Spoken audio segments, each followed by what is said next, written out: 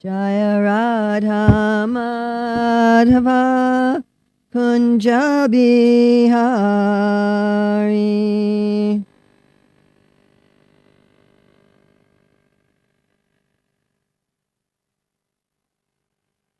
Jaya Radha Madhava Kunja Bihari.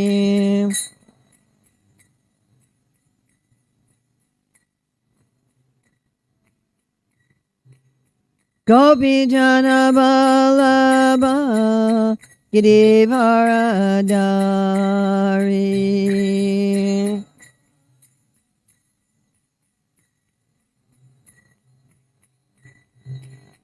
Gopi Jana Vallabha Girivaradari.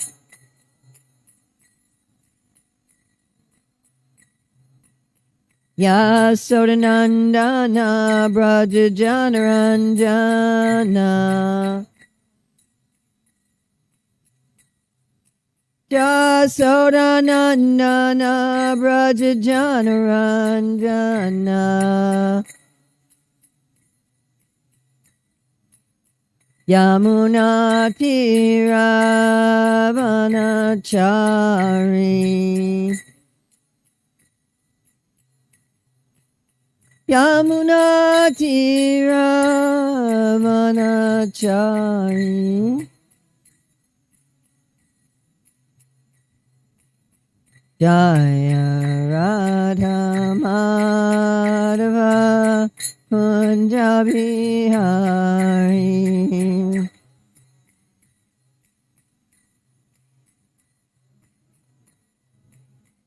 Jaya Radha Madhava Kunja Bihari.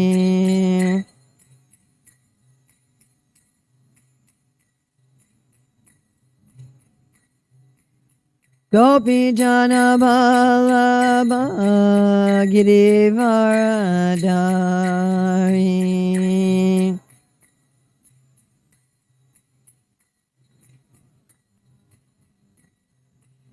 Gopi Jana Vallabha Girivaradari.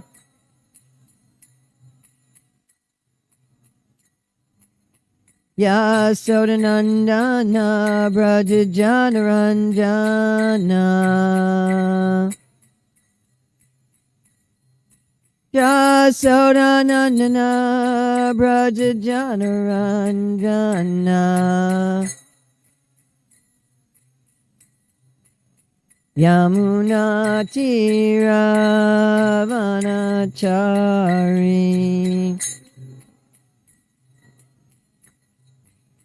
Yamuna Tiravanachari. Om Namo Bhagavate Vasudevaya. Om Namo Bhagavate Vasudevaya. Om Namo Bhagavate Vasudevaya.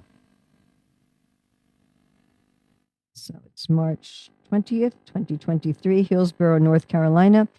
And we're reading from Śrīmad-Bhāgavatam, Canto 10, Chapter 43, Text 35. So this verse is spoken by Chanura to Krishna and Balaram.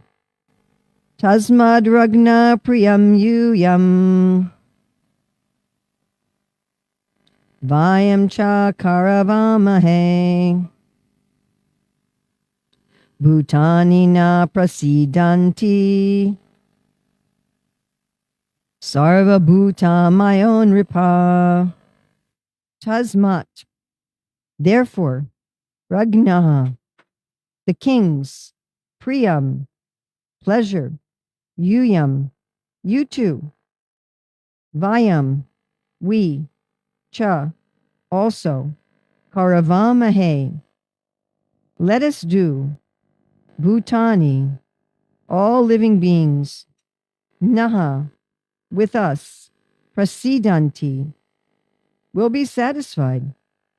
Sarva Bhuta, all beings, Mayaha, comprising, Nripaha, the king. BBT translation. Therefore, let's do what the king wants. Everyone will be pleased with us, for the king embodies all living beings. There's no BBT purport. And we're going to go to Sanatana Goswami's, which is the same as Jiva's. So the Krishna and Balaram, Sanatana Goswami is suggesting that Krishna and Balaram may have some objection. But we should wrestle with cowherds. So this is because in the previous verse, Chanura said, you can wrestle because you wrestle with your friends. So Krishna and Balaram might have responded, but we wrestle with other cowherds. We don't wrestle with big wrestlers. This verse answers, you should wrestle with us to please the king. All jivas will be pleased with us, since the king represents all jivas. They all depend on him. By fighting, you two, who are his subjects, will protect all beings. Do not fear. Let us please the king. In pleasing him, all beings will be pleased with us. This is very, very similar to the verse that Mara spoke on the other day. So I'm going to look at it from a little different angle of vision. Tasmad ragna priyam yuyam vayam cha karavamahe bhutani na prasidanti sarva bhutam mayon ripa. Therefore, let's do what the king wants. Everyone will be pleased with us, for the king embodies all living beings. So, Chanura here is speaking about a principle that if you satisfy the right person, that takes care of everything else. Yes? That's his principle. And Srila Prabhupada talks about that principle. I'd like to read Nectar of Devotion preface. In the primary stage, a child loves his parents, then his brothers and sisters, and as he daily grows up, he begins to love his family, society, community, country, nation, or even the whole human society. But the loving propensity is not satisfied even by loving all human society. That loving propensity remains imperfectly fulfilled until we know who is the supreme beloved. Our love can be fully satisfied only when it is reposed in Krishna. This theme is the sum and substance of the Nectar of Devotion, which teaches us how to love Krishna in 5 different transcendental mellows. Our loving propensity expands, just as a vibration of light or air expands, but we do not know where it ends. The Nectar Devotion teaches us the science of loving every one of the living entities perfectly by the easy method of loving Krishna. So Chanura had this concept, but who was he thinking you should love? Kamsa. So he could write the same preface, except that he would substitute Kamsa for Krishna. Right, so let's go on. We have failed to achieve peace and harmony in human society, even by such great attempts as the United Nations, because we do not know the right method. The method is very simple, but one has to understand it with a cool head. Now that's an interesting thing. In other words, one has to understand it through Shastra and reason and not through emotion and attachment. The Nectar Devotion teaches all men how to perform the simple and natural method of loving Krishna, the Supreme Personality of Godhead. If we learn how to love Krishna, then it is very easy to immediately and simultaneously love every living being. It is like, what analogy is Prabhupada going to give? Watering the root. It is like pouring water on the root of a tree, or what's the other metaphor he always gives? Or supplying foodstuffs to the stomach. The method of pouring water on the root of a tree or supplying foodstuffs to the stomach is universally scientific and practical, as every one of us has experienced. Everyone knows well that when we eat something, or in other words, when we put foodstuff in the stomach, the energy created by such action is immediately distributed throughout the whole body. Similarly, when we pour water on the root, The energy thus created is immediately distributed throughout the entirety of even the largest tree. It is not possible to water the tree part by part, nor is it possible to feed the different parts of the body separately. The nectar devotion will teach us how to turn the, anyone remember this? Okay, with those of you who don't have it in front of you, any of you remember what Prabhupada said? Such a nice statement. Okay, if you can remember this one statement from today's class, that will be a successful class. The nectar devotion will teach us how to turn the one switch that will immediately brighten everything everywhere. Sometimes we have a house where you turn one switch, turns on all the lights. Right? Or nowadays they have these devices. You just say, hey, Alexa, hey, Google, whatever, turn on all the lights. So Chanura understands this concept that there might be one person that if you please that one person, if you have the right center, then you take care of everything else. Wouldn't that be nice? Right? Because generally we're running around trying to please everything separately, which is very difficult because when we please one set of jivas, we automatically displease another set of jivas. Have you had this experience? Right? You make these people happy and then these people are upset with you and you just can't please everybody. So here we're going to look at what can we do? What's the one center we can do where, first of all, I'm going to be satisfied. And then we're going to look at the much more difficult question, a question that has puzzled me ever since I joined the Hare Krishna movement, of how we can get everybody else to be satisfied.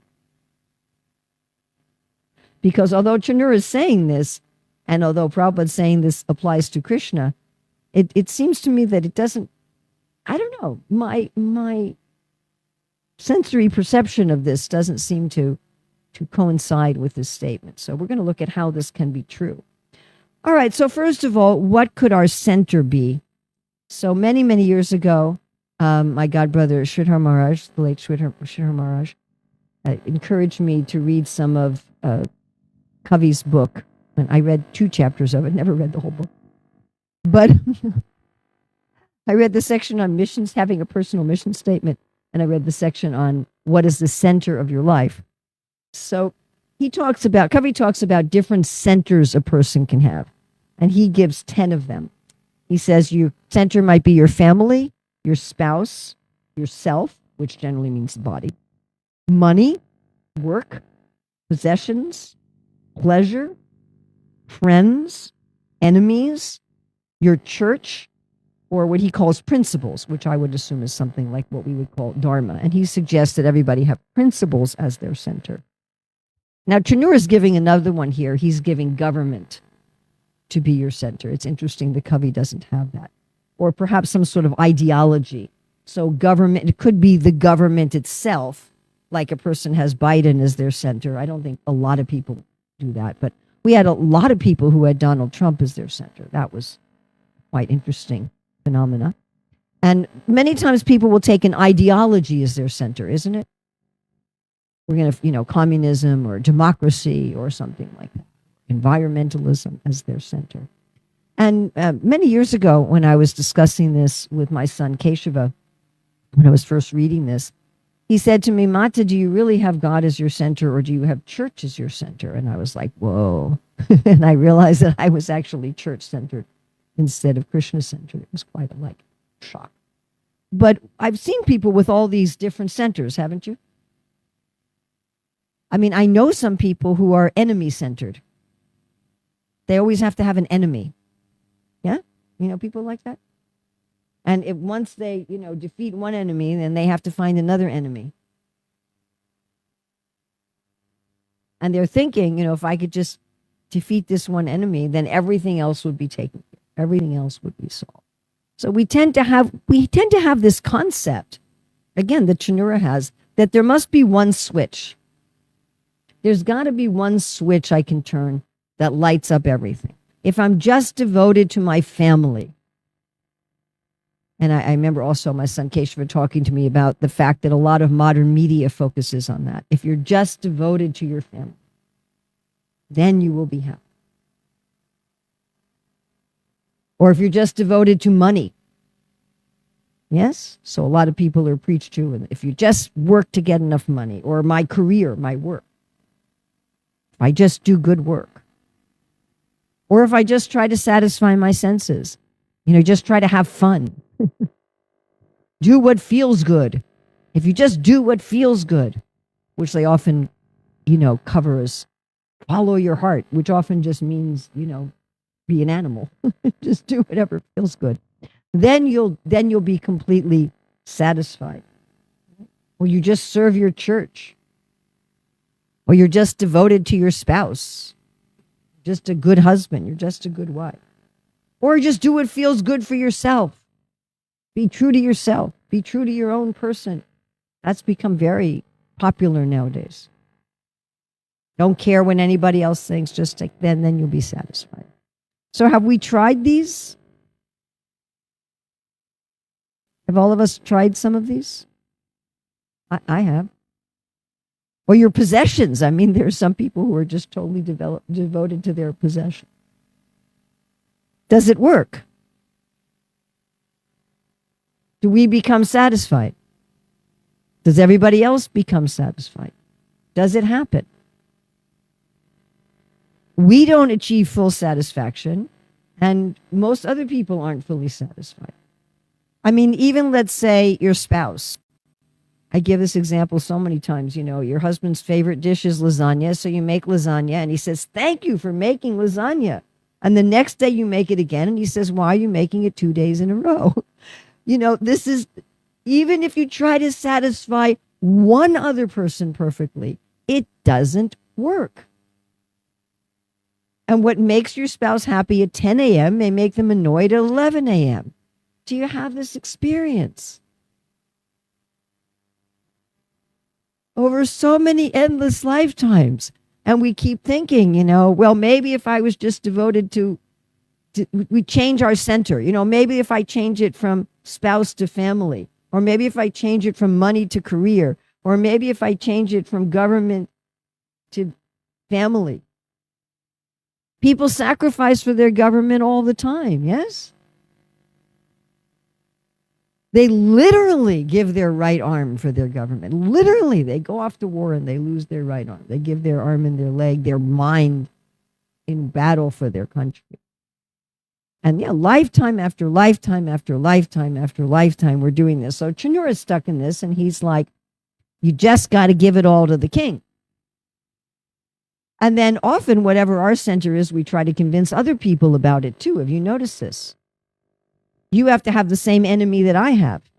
And if you don't have the same enemy that I have, your life is wasted. Do you know people like this? Do you know devotees like this? I do. Or you just have to have the same friends that I have, otherwise your life is wasted. You have to go to this particular group of devotees. You have to go to this sangha. You have to go to this person's class, or else your life is wasted. And I'll go to that person's class and I'll be meh. And they say, well, your whole life is wasted. You're not my friend anymore. You have to have this particular ideology. So Chanur is doing that. He's saying, you have to subscribe to my thing. Okay, so that doesn't work. So Srila Prabhupada is giving us, wait a minute, you have the wrong center.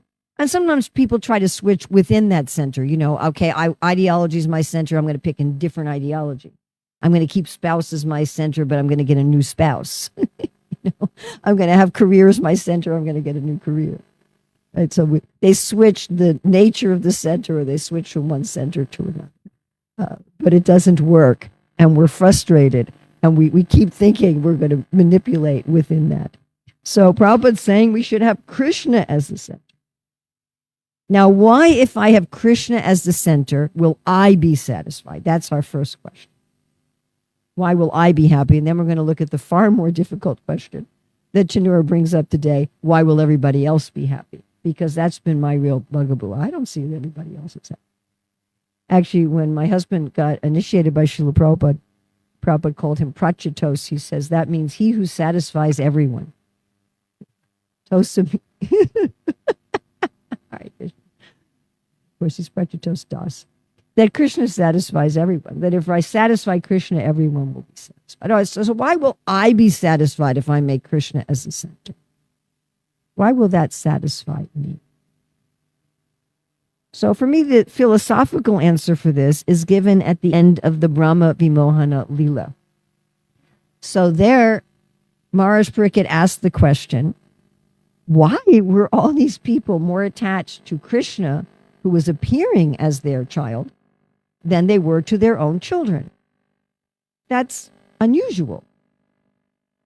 Srila Prabhupada says over and over and over again that it's not wrong and it's natural for a person to be more attached to their children than to other people's children. He says if a lot of people are in danger and your children are part of that lot of people, you're going to save your children first. Yeah? Right? And he gives that as an analogy of why Krishna favors his devotees, although he's impartial. Yes? So that's a very natural thing. But yet, the residents of Vrindavan were more attached to Krishna, who wasn't their child. That's strange. And then, what did Sukadeva Goswami say? He said, but Krishna is not just another jiva. He is the super soul. I mean, we may say this word, we say it so often, sometimes you forget about what it means. The super soul. He's the self of the self. And Sukadeva Goswami says, just like we're all very attached to our body. Yes, we all try to keep our body healthy and fit. Yes? How many hours a day do we spend taking care of our body, especially if we count sleeping? I mean, it's a lot. But why are we attached to the body? We're attached to the body because we're in it. Yes? Once we're not in it anymore, we're not attached to it. I've read of so many near-death experiences. You know, the person goes out of their body and often they don't even realize it was their body. They'll just think, wow, that person looks like they're really in rough shape. And then they're, oh my God, that's my body. But they're not very interested anymore. Of course, some are, which is why they stay as ghosts. They're still attached to their body and they hang around.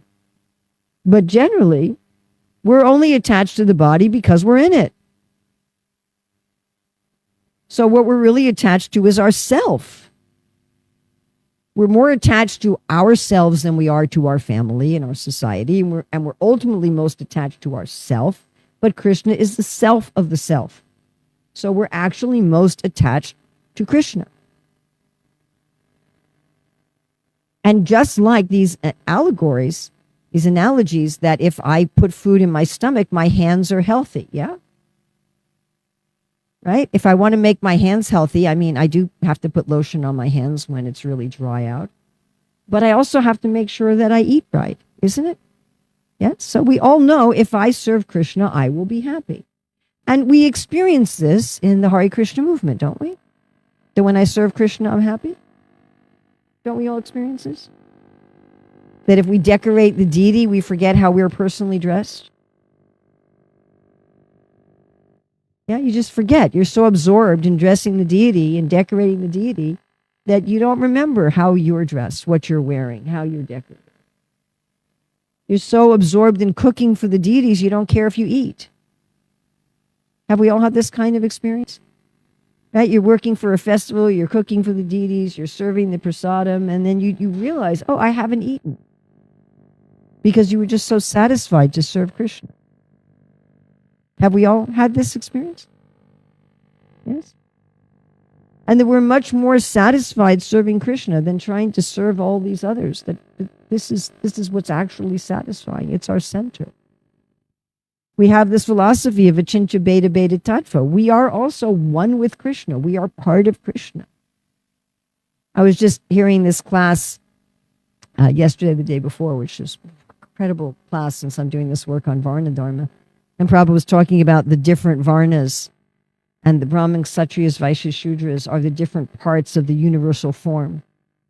Right? The Brahmanas are the head, the Kshatriyas are the arms, the Vaishyas are the belly, the Shudras are the feet. And he was saying, but this is only true if those people are working for the satisfaction of Krishna. If the Brahmanas are working for the satisfaction of Krishna, then they're the head of the Lord. If the Kshatriyas are working for the satisfaction of Krishna, they're the arms of the Lord. which is what Maharaj talked about in regard to this same point. If the kings are actually working as to please Krishna, then yes, pleasing the king will please Krishna. If the king is working for their own sense gratification, then it doesn't work. What was really interesting about that lecture is Prabhupada was talking about when you feed the brahmanas, you feed God. So that's a point often said, because the brahmanas are the mouth of God. But then he was talking about how the Shudras are the feet of God. And he said, there's no difference between serving the feet of God and serving the head of God. He said, like we offer Tulsi to the feet of God. And I was thinking, it's not that the devotees who are doing Shudra work, that if we please them, it doesn't count. We only please the devotees doing Brahminical work. We please any of the devotees, we're pleasing the Lord. So the point is we're all part of the body of God. Some places Prabhupada says we're each a cell in the universal body. So it's just like a cell in our body. I give this example all the time. So the cells in my skin, in my eye, in my nose, in my heart, in my brain, they're working for my benefit. Of course, they're very undeveloped in consciousness, so they probably don't know that. The little jiva that's in a muscle cell in my heart probably has no idea, I'm serving Urmila. It probably doesn't even know I exist. But that's how it becomes happy. If my little heart muscle cells, if they're serving me, the big jiva in the body, then the heart also becomes happy. I take care of the heart takes care of me. I take care of the lungs take care of me. Does this make sense to everybody? And what happens when a cell tries to serve itself separately from serving the whole body? It becomes what? Cancer. And then what is going to be my mood? To kill it. Yes? So I love all the cells do you love all the cells of your body? Everybody, you love all the little bodily cells? Of course you do. Do you want your heart to be happy? Do you want your lungs to be happy? Do you want your liver and gallbladder and kidneys to be happy? Of course you do. You don't want them to be unhappy. Crazy. Yeah. So Krishna wants all of us to be happy. Even if you're a completely selfish, demoniac being, you want those who work for you to please you and to be nicely situated, isn't it? I mean, I guess if you're super demoniac, like in the concentration camps, they would feed them just enough to live for a little while and then they would die. But that's insanity. So Krishna wants us to be happy. And when we want him to be happy, there's this perfect reciprocal relationship. It just perfect common sense. And if I have some other center, it's not going to work. And again, we practically experience this. If I try to make Krishna happy, I become satisfied. Now, what about this other point, which is really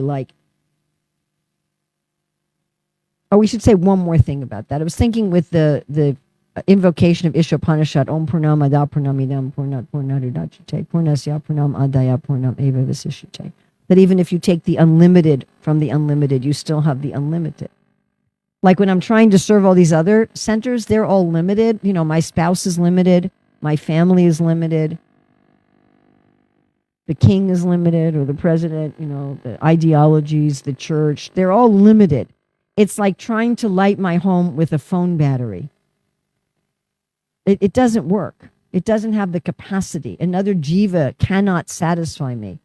Even if I could perfectly satisfy my husband, or perfectly satisfy my family, or perfectly satisfy a religious institution, or perfectly satisfy my boss, there's not the capacity for them to perfectly satisfy me in return. Does that make sense? They just can't. I do not have the capacity to perfectly satisfy any of you. I can't do it. I can't satisfy all your physical, mental, emotional, spiritual needs. I'm a little jiva. I'm like a little teeny tiny battery. I'm not the sun. But Krishna, because he's unlimited, when we're connected with him and pleasing him, we can be unlimitedly satisfied. Right? Like Dhruva Maharaj, she says, now I'm happy. I don't need anything. I don't even need the universe anymore. All right, but now let's go to the other one, because I think that's easier to understand. But this other one, it seems really, really tough to understand. Chanura's point here, which is if you satisfy the king, everybody else will be happy with you. So we know that's not true for all these other centers. If my family loves me, that doesn't mean any of you will like me. Right? If Donald Trump loves me, it doesn't mean everybody else will like me. That's just not true. Right? If my boss likes me, I'm a good worker, it doesn't mean everybody else will like me. And it doesn't seem to be the case with Krishna either. You know, I'm right at the point now in the Mahabharata where the war is about to begin. Duryodhana doesn't like the Pandavas. He's not happy with them for reasons which are, I don't even know why he's not happy. Like, why is he not happy with them? They satisfy Krishna, and it doesn't mean anything to him. It doesn't mean diddly squat to him. He doesn't care. Why does Karna hate Arjuna? I don't know. I can't figure it out. Like, what's the reason? It's just envy. I mean, but there's no logical reason to it. The fact that Arjuna is very dear to Krishna inflames Karna. It doesn't make him love Arjuna. And we see practically, you know, we joined the Hare Krishna movement, like you were telling us the other day, how your parents were considering calling Ted Patrick and deprogramming you. You know, you join the Hare Krishna movement, you give yourself to Krishna, and your family may hate you. How many people Prahlad was persecuted by his own father. How many religious people in the world have been persecuted by other religions? I mean, that's really ridiculous. You surrender to God, and other people who surrender to God want to kill you for it because your conception of God is different from theirs. I mean, crazy. You're both Muslim, you know, but you're a Sunni or you're a Shiite, so you're shooting each other. You're both Christian, but you're a Catholic or you're a Protestant. That's how this country became populated with Europeans. Some little difference. We baptize babies. Well, we don't think you should baptize babies because they can't agree to be baptized. You should wait till they're adults to baptize them. Kill you. I mean, it doesn't seem like if you satisfy God, you satisfy everyone. You don't even satisfy other religious people. You can't even satisfy the other people in your same religion. If I please Radha Golokananda, I guarantee you that not everybody here in New Goloka will like me. Absolutely, I promise you. Especially if you want to take the whole community. But even just those of you who come here regularly to the morning program. I can do something that satisfies Radha Golokananda, and you'll still be upset with me about something. You know, it's just the way it is. So what does this mean? That if I satisfy Krishna, I satisfy everybody. What in the world does that mean? And meditating on it, you know, I always hope I don't get to talk about this point because I'm like, well, I don't know what to say. So I was really praying on this. What does this mean? What does this mean? If I please Krishna because Krishna is the self of everybody, then that is for everyone's highest good. The fact that the Pandavas pleased Krishna meant that they were acting for everyone's highest good. They were actually acting for Duryodhana and Karna's highest good. I mean, Krishna even said to Karna right before the battle, if you switch sides now, and if you come out openly as Kunti's eldest son, Yudhishthira will make you the world emperor.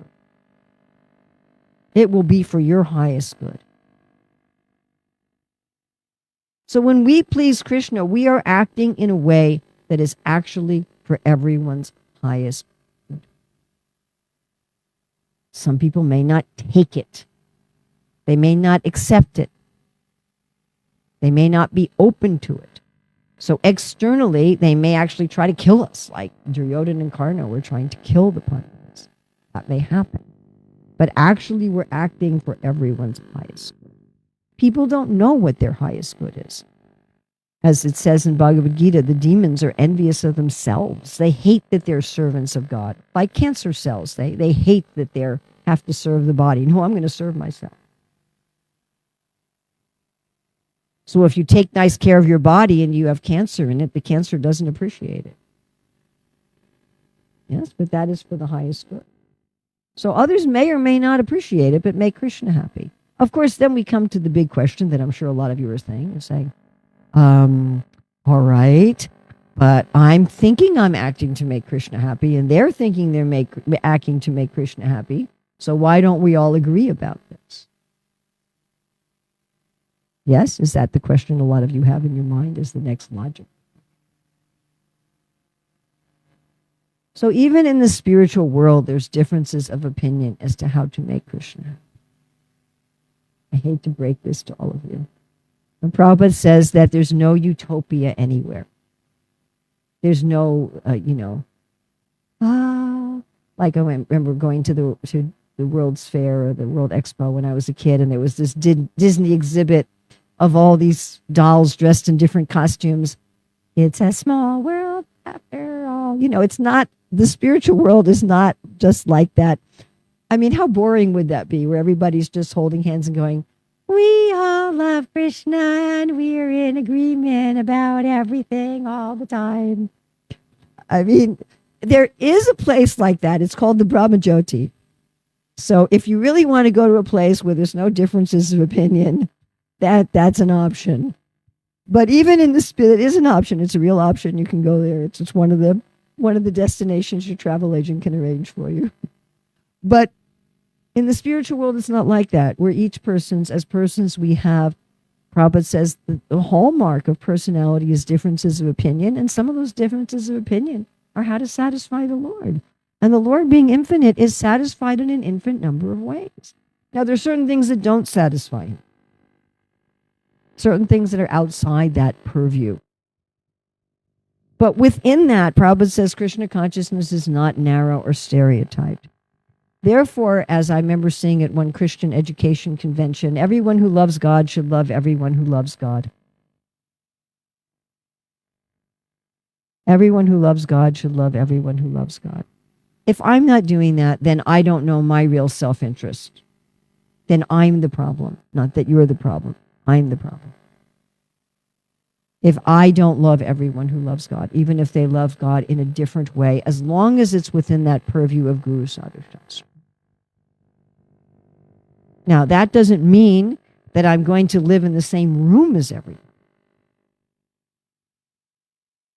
That astrologer said Prabhupada could build a house in which the whole world could live, but a house normally, I mean, my house only has one room, but, most houses have more than one room.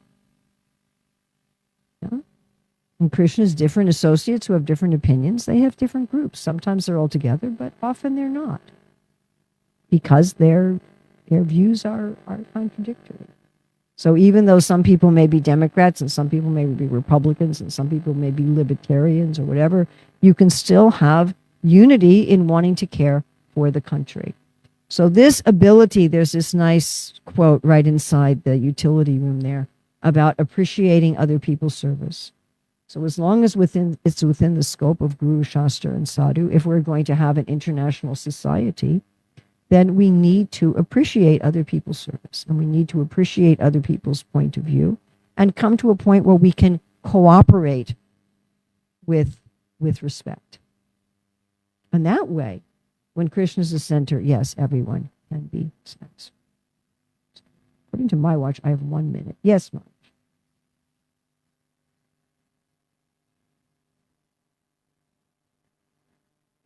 You think about pleasing Prabhupada. Well, when you're pleasing somebody who's pleasing Krishna, then two things equal to the same thing are equal to each other.